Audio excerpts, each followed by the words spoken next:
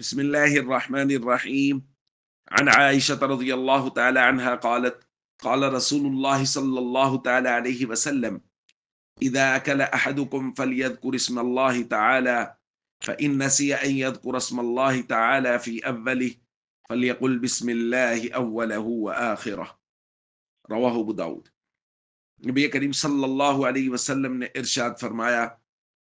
تم میں سے کوئی شخص جب کھانا کھانا شروع کرے تو اس کو چاہیے کہ وہ اللہ کا نام لے، اور اگر وہ شروع میں اللہ کا نام لینا بھول جائے تو جب یاد آ جائے تو یوں کہے،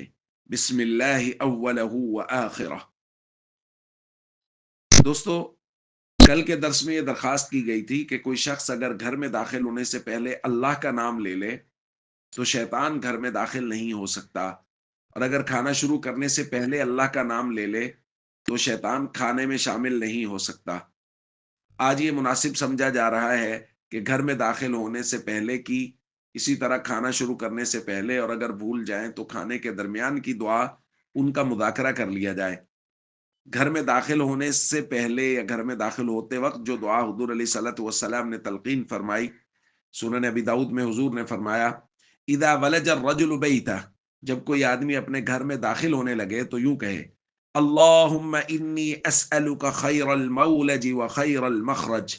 بسم اللہ ولجنا و بسم اللہ خرجنا وعلی اللہ ربنا توکلنا،